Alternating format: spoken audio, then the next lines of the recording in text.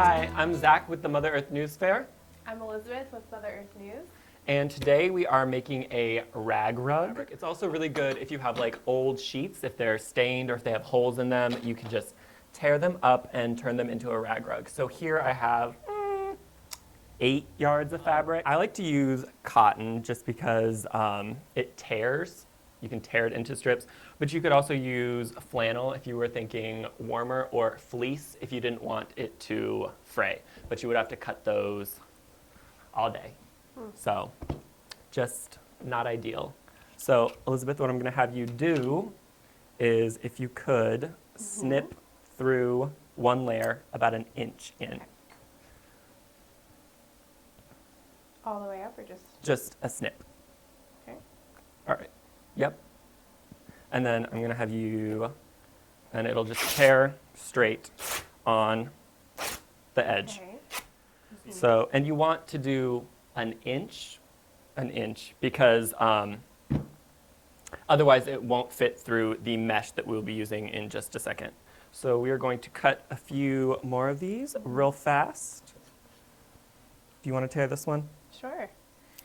Do you clean up the edges of it at all? Or do just leave it You want to this? get like these really long ones that are just here. You want to get rid of those, but you do want it to be a little bit frayed. So clean them up a little bit, but not too much, not too clean. It's not what we're here for. All right, if you want to tear that one, I'll let you have it. Just like that. That simple, guys. And so you just clean that up a little bit, and there you go. I like to do 6 inches, and this ruler is 6 inches long. And so we just snip them. We're just going to snip them all. It doesn't matter if they're all exact. Elizabeth, do you want to grab those other scissors? And you can measure on here, or you can use the ruler as well. How many strips do you do? You just cut the whole strip. I think you need somewhere close to 2,000 strips to do a welcome mat. So you're going to be cutting for a while, which is why I like to tear the strips first, because if you're cutting 2,000 strips, that's going to be your whole life. Just never going to have time to do anything else.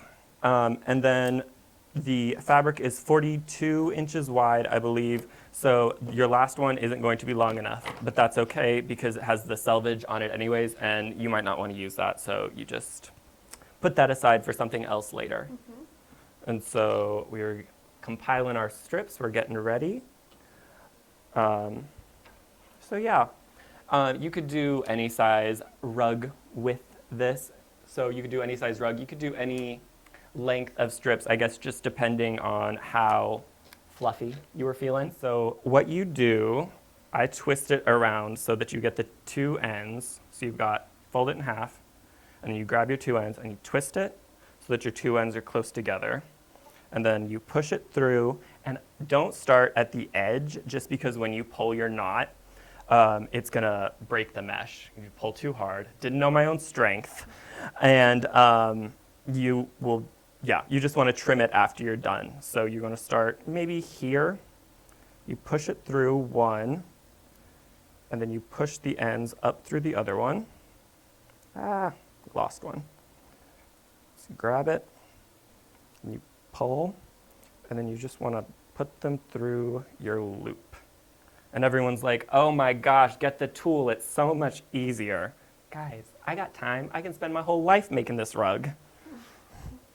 So, and then you just pull it, and then you fluff them up, and there you go. Do you want to do the next one? Yes. So you just do it right next to it? You can do it right next to it, but I found it's best to maybe like skip one, just because it gets so tight in there if you do every single one. And it'll still be fluffy if you skip one. You could do straight lines. I started out doing straight lines, and then I was like, wow, this is a lot. And like, when you go down to the next line, it gets harder because you've already put in your first line. So I just started doing a little bit of a random. And then when you're done, you're just going to want to trim the mesh around the edge, and then you throw it on the ground.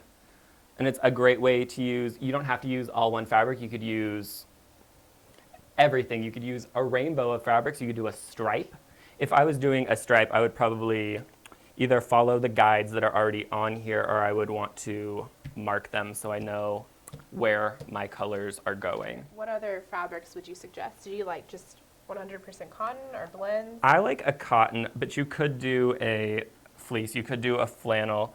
And you don't even need to do the mesh. I've seen on the Capper's Farmer website, our sister magazine, they do a fleece rug with strips and they sew them onto an old bath towel. Lots of kids make those fleece tie blankets where you tie the edges. This is like the step up from that. Yeah. A little more You could creative give them than as that. gifts to teachers or something. I don't know. Another Very good cool. material to use, and I just remembered, guys, I'm sorry, is old t-shirts because they are in knit fabric and they, first of all, reusing, we love that, but they don't fray, so you cut those into your strips and then you can tie those and nice and soft like a t-shirt.